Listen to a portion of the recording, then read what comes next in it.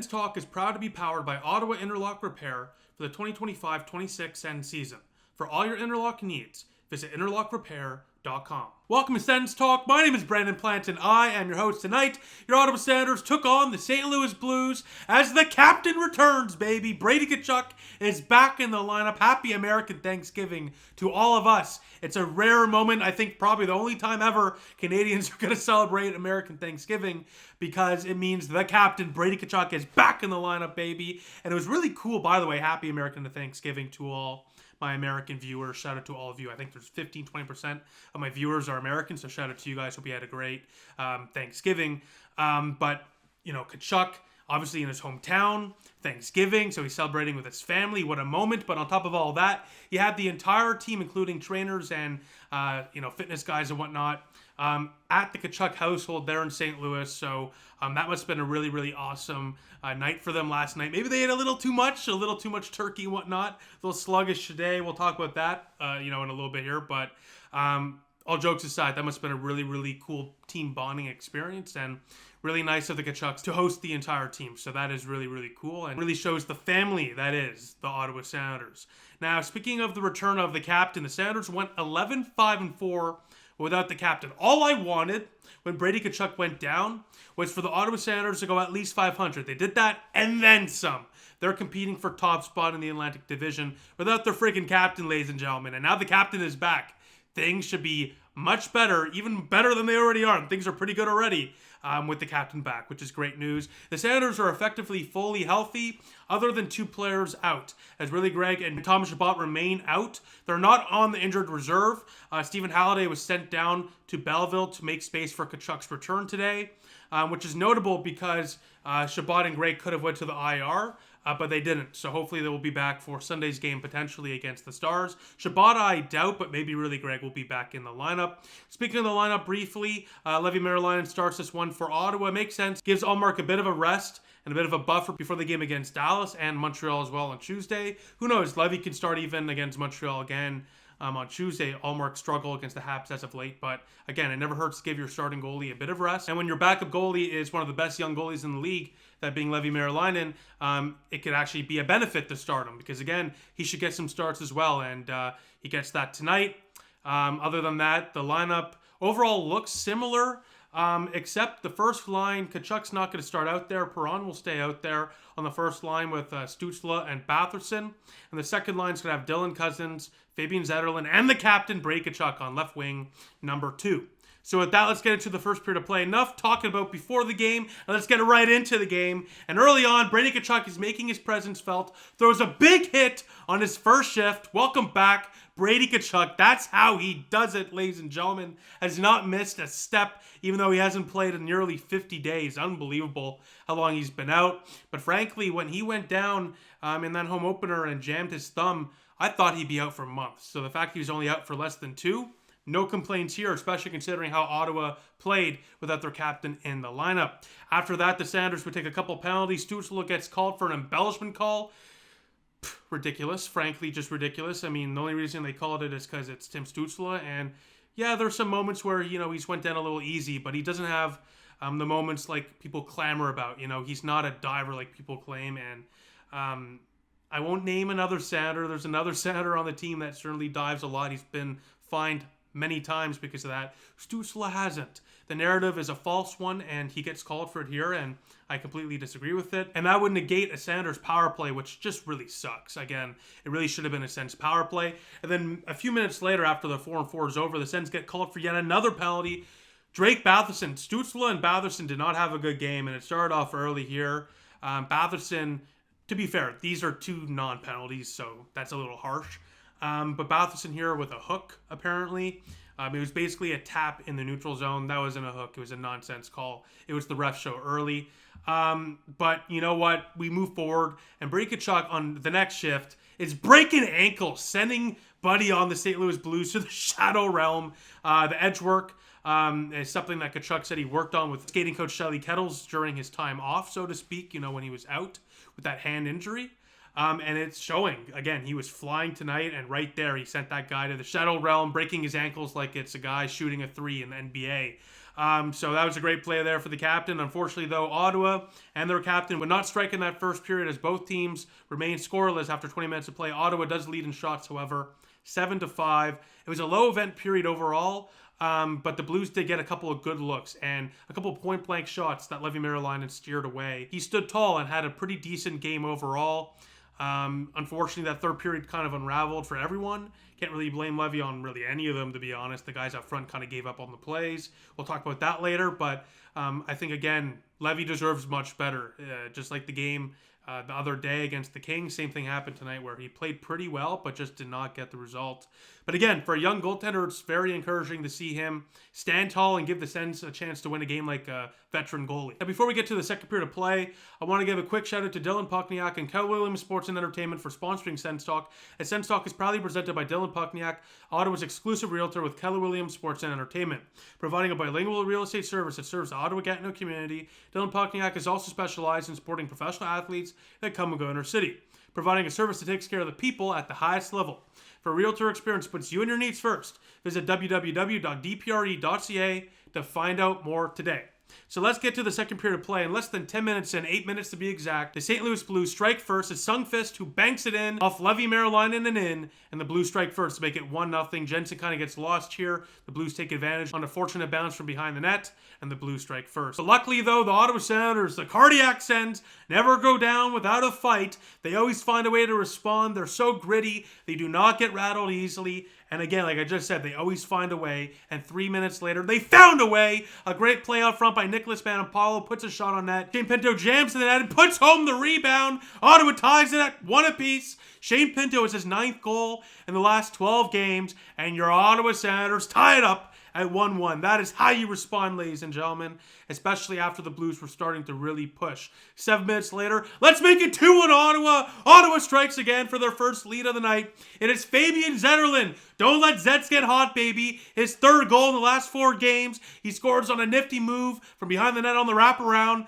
to make it a 2-1 Senators lead. He has 3 goals in the last 4 games, and Ottawa leads 2-1. The captain, Brady Tkachuk, as well, gets an assist on this goal. He had a great game. We'll talk about him in the game notes. But a great response there for Ottawa. After 40 minutes of play, they're going into the third period with a chance to win it in St. Louis as they lead 2-1. Shot 17-13 also in favor of the Sens. Leevi Meriläinen, especially midway through that second period, even when Ottawa tied it, the Blues kept on pushing, was forced to make some big stops. As usual in this game, he really was forced to make a lot of stops. And, you know, unlike in baseball, where the stats kind of really tell you the picture of a player, like a batting average, you kind of know, again, you can kind of tell, let's say like the guy's like a 220, average, and that has 40 home runs, he's either going to strike out or hit a nuke. But in hockey, the goalie can stand on his head, stop 40 shots, but have like an .850 save percentage. If you look at the raw numbers, you're like, he had a crap game. But no, he didn't. Unfortunately, that happened again with Leevi Meriläinen here, who had a fantastic game, but an awful, awful third period cost him, a win and made his numbers look much worse than they actually were. Because again, the guys out front just gave up on the game there a little bit. Not gonna lie. Again, the Senators really did push there in the third late. It was too little too late, right? And again, we'll talk about this in the game notes, but you're going to lose the games you're supposed to win sometimes, especially on a lengthy road trip, and that's what happened. Again, these guys can't play perfect every single night, right? So I might sound a little too harsh right now talking about them giving up, because again, it's not like they don't care. It's not like they don't have passion. It's not like they're not trying to win. They are. Bad games just happen sometimes, and unfortunately, that's what happened there in the third period of play. Quick note, by the way, Pinto, I don't know if I mentioned, I'm going a little off right now again. First video in a long time I can really express myself. The last 2 games I've had to do the ASMR, whisper pods, as you guys have been saying in the comments, obviously with the late recaps. Nice to be able to express myself finally. But Pinto had 9 of his 12 goals this year on the road. So a road warrior, that is Shane Pinto. So let's get to the third period play. And this is where the collapse begins for the Ottawa Senators. 2 minutes in, Jordan Kyrou ties it up. Backhand top shelf. Batherson after turnover doesn't back check. Kyrou takes full advantage, and we are tied up not even 2 minutes into the third period of play. 4 minutes later, the Blues take the lead right back. As 6 minutes in, Jordan Spence is caught high. No one backs him up. Buchnevich on the 2-on-1, which was one of many. The Blues had a lot of 2-on-1 opportunities today, a lot of on-man rushes. You just can't have that happen, especially, against a team like the Blues. This is a classic trap game, right, where the Blues, they've struggled a bit this year, but they have some shooters. Holloway, Kyrou, etc. They have some goal scorers, and you saw it there. Buchnevich, another one. He hammers home the one-time shot on the 2-on-1. No chance for Leevi Meriläinen left side, and the Blues take the 1-goal lead right back. It's 3-2, but as I already said, the Cardiac Sens, they don't get rattled. They always find a way to respond and tie things up, and they do it here as the former St. Louis Blue, David Perron, puts it home to tie things up at 3 apiece. He gets a gift of a goal as Parayko literally puts it on a plate for him with a horrible pass for the Blues. Great pass for Ottawa, and Ottawa ties it at 3 as Perron has his first goal in the last 18 games. So at least somebody on that first line got, a goal tonight. And your Ottawa Senators tied at 3 apiece. Moments later, holy cow, Jake Sanderson. Give this guy the damn Norris already. What a save on the wraparound. Saves the Blues from taking the lead. What a moment there for Jake Sanderson. It feels like every single game for Jake Sanderson, he does something elite. He does it there. But unfortunately, moments later, Leevi Meriläinen gives up a big rebound. The second shot off the rebound hits the post. Manapello can't clear the puck. The Blues jam the net and strike to take the lead right back. They lead 4-3. And that's where it would end. Where that was 3 goals on the last 8 shots for the Blues, and that's all it would take. That's really all it takes usually, when you give up bing, bang, boom, a bunch of goals to start off the third period, or any period for that matter. It's always going to be tough to respond and keep up, and that was the case. Now, the Ottawa Senators, to their credit, they did not play a good game overall. They were not playing disinterested. They are a gritty bunch, and they're very interested in winning games, obviously. But they played this game like they expected to win, and I think that was pretty obvious. They clearly played this game like they thought they had it in the bag, like playing down to their competition. Clearly they didn't, and they should not, because, again, the Blues are a team that won the Cup not even 10 years ago with this core. So it's ridiculous to play down to your competition, and it happens. It's not something new to the Ottawa Senators. But it happened there in that third period where they got sloppy, they got a little lazy with some bad defensive plays, and it cost them. And again, when you're on the road on a lengthy road trip, these type of games are going to happen.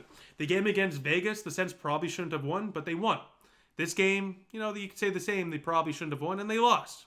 It kind of balances out, you know what I mean? And again, they now are 3-2 on the road trip, still above 500. Still have a chance to erase this bad taste in our mouths, because again, they had a great push there in the last few minutes, empty net with 3 minutes to go. They just couldn't bury a goal there in the final little bit, which really does suck. Tkachuk had a great chance up front as well in the final minute. But again, you're not going to win every single game. And this is the first game in 11 games since November 1st, a 4-3 overtime loss to the Montreal Canadiens, where the Sens gave up 4 goals in the game. So the Sens have really played strong defensively. And eventually, there's going to be a bad defensive game after 11 games in a row of strong defensive hockey. So we could be harsh on the players and critique and be upset for sure. But let's also be realistic and understand that these games are going to happen. And unfortunately, it happened tonight. And that's just how it goes. Now, Brady Tkachuk tonight was fantastic. He had an assist, 8 shots. Holy cow, Tkachuk.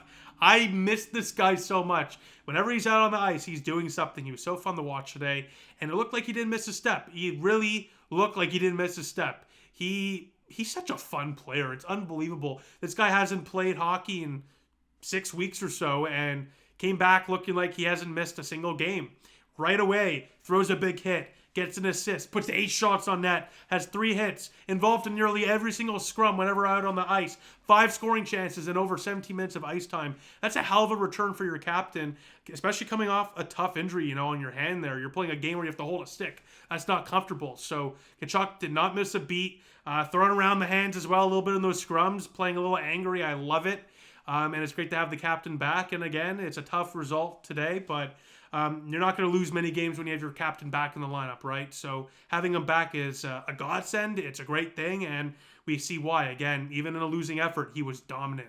Now, Dylan Cousins also played angry, like Tkachuk. On that second line, he had 1 shot, 5 hits, 1 block as well, and 2 scoring chances. Won over 65% or so of his faceoffs as well. On a night where the faceoffs actually were even at 50% apiece. which is very rare considering Ottawa leads the league in face-off wins. But I thought Cousins had a very, very good game and was noticeable, which shouldn't be shocking when you're playing next to Brady frickin' Tkachuk, right? And Zetterlund as well got a goal, so that second line looked pretty good tonight. Leevi Meriläinen, 27 for 31. As I already said before with the baseball reference, the stats don't look the greatest, but he was solid, gave Ottawa a chance to win this game, and frankly was the only reason Ottawa had a chance. They weren't playing the greatest, but they scored some good goals, and Meriläinen made some big saves, and that's what it takes. But unfortunately, it all fell apart there in the third period, and Meriläinen, again, in a solid effort, I think you can't blame him on any of those goals tonight. So in a solid effort, he doesn't get the result, which unfortunately does happen sometimes, but I just wish they would play a little better for another young goaltender. Timmy and Bath had a tough night defensively. I'll just leave it at that. Those two have been carrying the Ottawa Senators as of late. Bad games are going to happen, and it happened tonight for them. So hopefully they respond accordingly on Sunday against Dallas. Hungry, ferocious, and ready to rectify the wrong that was today. Now the special teams for the Ottawa Senators in their last 10 games has done a 180, where the penalty kill has been very, very good, killing nearly 81%, 80.8 to be exact. The Blues went 0 for 3 again tonight, so the Sens penalty kill has looked really good, but the Sens power play 0 for 1 today, 15.4 in the last 10 games. So again, that's nearly 10% less than it was earlier on in the year. You're going to want to see that increase, and hopefully with Tkachuk back in the lineup, it will. Now with that, the next Sens game is on Sunday against the Dallas Stars at 6 o'clock, a bit of an earlier start, which I'm not complaining about at all. So at that, thank you all for watching. Let me know what you think in the comment section down below as always. I'll see you all soon. Go Sens, go.